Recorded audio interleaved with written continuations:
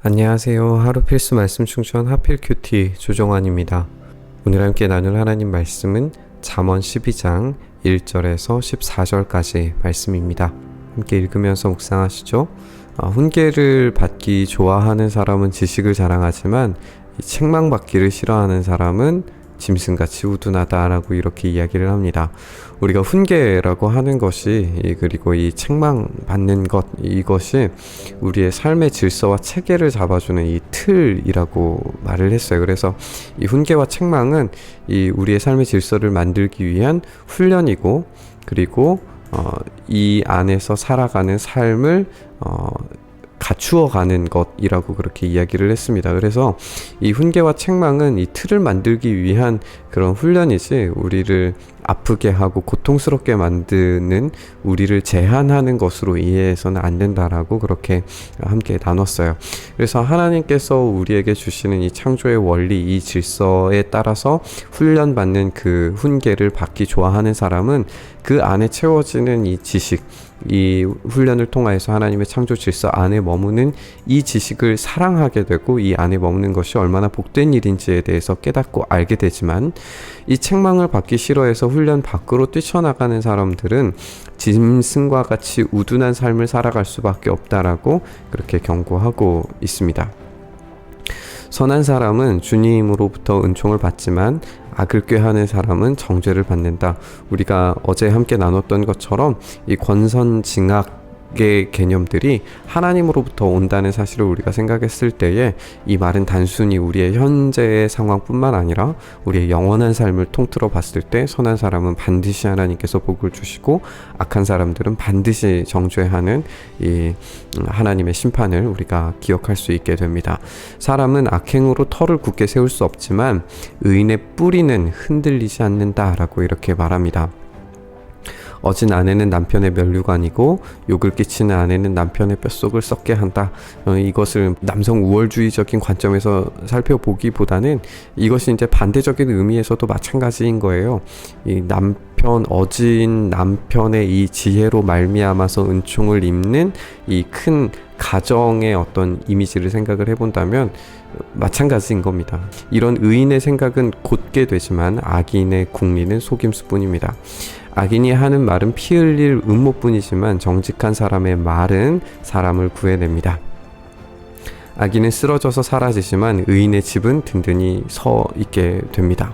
이 의인의 집이 든든히 서 있다, 의인의 뿌리가 흔들리지 않는다, 이 말들을 함께 잘 기억해서 생각해 보셨으면 좋겠습니다. 사람은 그 지혜대로 칭찬을 받게 되지만 마음이 비뚤어진 사람은 멸시를 받게 될 뿐이에요. 우리가 이 지혜 안에 거하는 삶 가운데에서 이 지혜로 채워지는 하나님의 그 놀라운 은혜 가운데 채워지는 이 삶은 칭찬받는, 그리고 이 주변으로 그 아름다움을 펼쳐내보내는 그런 창조의 질서의 원리를 합당하게 살아가는 그런 삶이 되겠지만, 마음이 비뚤어진 사람, 이 외부에 있는 사람들은 결국에 멸시를 받고 좌절과 멸망으로 치닫게 될 뿐입니다. 그래서 어쩌면 우리의 이 부르심 자체가 이 마음이 비뚤어진 사람들을 더 포괄할 수 있는, 그들을 변화시킬 수 있는 큰 세계관을 확장하는 것이 우리의 책임이 될 수 있을 거예요. 이 이야기를 잠시 후에 한번 다시 나눠보도록 하죠. 업신여김을 받더라도 종을 부리는 사람은 스스로 높은 채 하면서 먹을 빵이 없는 사람보다 낫다라고 이야기를 합니다. 조금 다시 한번 읽어보면, 업신여김을 받는 사람은 굉장히 낮은 평가를 받는 사람이잖아요. 그럼에도 불구하고 낮은 사람의 그런 평가를 받는 사람이 종을 부리는 위치에 있는 어떤 그런 사람이라면, 스스로 교만해져서 높이 있는 채 하지만 결국에는 먹을 빵이 없어서 낮은 자리에 처해져 있는 이 사람보다는 훨씬 더 낫다라고 하는 거죠. 이게 이제 어떤 겸손의 이야기, 교만의 이야기로 바꾸어서 생각을 해봐도 좋을 것 같습니다. 의인은 집짐승의 생명도 돌봐주지만 악인은 자비를 베푼다고 하여도 잔인한 모습을 보게 됩니다.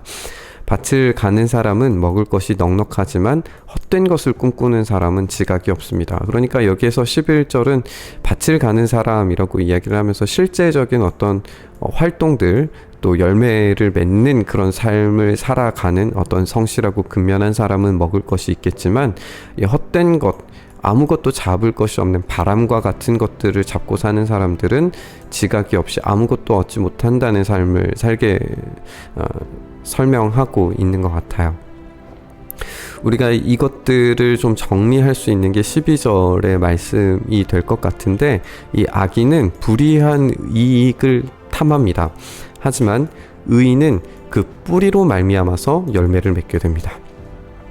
이 악인이라고 하는 것이 이제 번역하기에 따라서 이 악을 갈망하는 사람이라고 그렇게 번역을 할 수도 있거든요. 악을 갈망하는 사람.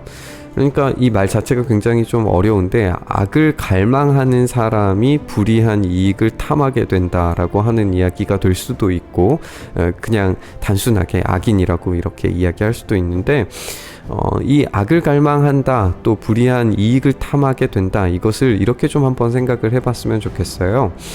우리가 나무가 있고 뿌리가 있고, 그리고 그 과실에 어떤 열매를 맺는 이런 과정들을 한번 생각을 해본다면, 어떤 사람이 이 열매만을 얻기 위하여서, 또는 이 잘못된 어떤 욕망의 열매만을 얻기 위하여서 이 밑에 뿌리에 있는 것들은 신경 쓰지 않고 막 이 열매만 얻기 위한 어떤 노력들을 한다고 생각을 해보죠. 그런 이익을 얻기 위하여서 이 나무를 온통 착취하고 나무 가지를 베어버리고 그러면은 이 나무는 얼마 못 가서 죽어버리게 될 거예요. 그러나 이 땅에 있는 이 뿌리를 튼튼하게 만들기 위하여서 이 땅에 열심히 최선을 다하여서 노력하는 사람들은 얼마든지 이 건강한 나무로 살아갈 수 있도록 만드는 그런 지혜로운 사람이 될 겁니다. 그러니까 이 악을 탐하고 이 불의한 이익을 탐하는 사람들은 그저 열매, 결과물들에만 관심이 있어요. 그래서 이것만을 얻기 위하여서 노력하다 보니 결국에 이 착취와 파괴적인 삶을 살 수밖에 없게 되는데, 이 의인은 이 뿌리에, 그러니까 지혜와 이 열매를 맺게 하는 어떤 원리와 또 어떤 것들이 이 나무에게 필요한지, 그 과정과 훈련들, 이런 것들에 대한 관심들, 어떤 것이 이 나무에게 필요한지에 대해서 약한 부분, 또 꼭 필요한 부분, 채워줘야 될 부분들, 이런 것들을 생각하기 때문에 결국에는 열매를 맺을 수밖에 없게 되는 거죠.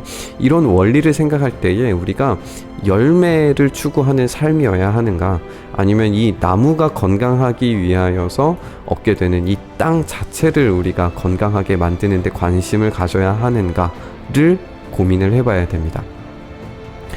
악인의 입술을 잘못 놀려서 덫에 걸리지만 의인은 재난에서 벗어나게 됩니다. 사람은 열매 맺는 말을 좋아하여서 좋은 것을 넉넉하게 얻고 자기가 손수 일한 만큼 되돌려 받습니다. 우리가 이렇게 이 본문을 한번 생각을 해봤을 때 이 12절을 한번 좀 곰곰이 고민해 보셨으면 좋겠어요. 아까 우리가 먼저 읽었던 것처럼 의인의 집이 견고하게 서 있을 수 있는 것, 그리고 그 나무가 뿌리를 박아서 건강하게 세워지고 열매를 맺게 되는 것, 이 모든 게 이 기반이 튼튼해졌을 때에만 얻을 수 있다는 사실을 한번 생각해 보셨으면 좋겠어요. 그러니까 우리는 이 기반에 있는 이 우리의 생각 구조를 만들어내는 언어가 얼마나 중요한지 우리가 생각하게 됩니다. 이 생각 언어가 어떤 세계관, 어떤 언어를 가지고 있느냐에 따라서 전혀 다른 결과물들을 맺을 수 있다는 사실을 우리가 기억했으면 좋겠어요. 의인은 그 뿌리로 말미암아서 열매 맺는다는 말을 한번 생각을 해보시면서, 우리의 생각 언어가 복음으로 가득 차 있고 하나님의 창조 원리에 따라서 사는 삶에 우리가 온전히 매여 있다면 우리의 삶의 열매들은 자연스럽게 복음에 합당한 삶, 나누고 그리고 복이 임하는 그런 삶을 우리가 살아내게 되겠고, 우리가 앞서 나눈 것처럼 복을 확장해서 결국에 이 미련한 자들마저도 이 포함할 수 있는 큰 어떤 복음의 세계를 만들어낼 수 있지만, 이 생각 언어가 이 세속적인 열매만을 추구하고 그리고 불의한 이 악 자체를 열망하는 이런 세대의 가르침을 우리가 따라가게 된다면 결국 우리의 이 얻어야 하는 참된 열매들은 얻지 못하게 된다는 사실을 보게 됩니다. 오늘 이 말씀 함께 묵상하면서 우리가 이 뿌리가, 우리의 이 생각 언어가 참된 복음으로 뿌리 박혀지는 그런 좋은 토양을 만드는 그런 삶이 되었으면 좋겠고, 이 잠언의 말씀이 우리의 이 생각 언어들을 잘 골라내줄 수 있는, 돌들을 골라내줄 수 있는 그런 방식으로 우리의 삶에 우리의 생각 언어들을 잘 솎아낼 수 있는 그런 본문이 될 수 있기를 소망해 보면서 우리 이 말씀 함께 묵상했으면 좋겠습니다. 주님, 우리가 그렇게 참된 복음에 합당한 언어들, 그 우리의 믿음의 토양들이 그렇게 복음으로 살아내는 토양이 되게 하셔서 우리가 참되게 열매 맺는 인생 살아갈 수 있게 붙잡아 주시옵소서. 그래서 우리의 삶이 정말 주님의 복음의 토양 밑에 뿌리를 박아서 시절을 쫓아 열매를 맺게 되는 그 놀라운 은혜의 삶을 우리가 살아낼 수 있도록 주님 도와주시옵소서. 우리가 불의한 이익에 빠져들어가지 않도록 우리를 지켜주시고, 오로지 하나님께서 말씀하시는 그 말씀에 따라 행동하고 살아가는 참된 은혜의 삶을, 그런 복음의 언어의 삶을 살아낼 수 있도록 주님 도와주시옵소서. 그렇게 우리에게 일하시고 우리의 생각을 붙들어 주시기를 간절히 소망하며 우리 주님 예수 그리스도의 이름으로 기도드리옵나이다. 아멘.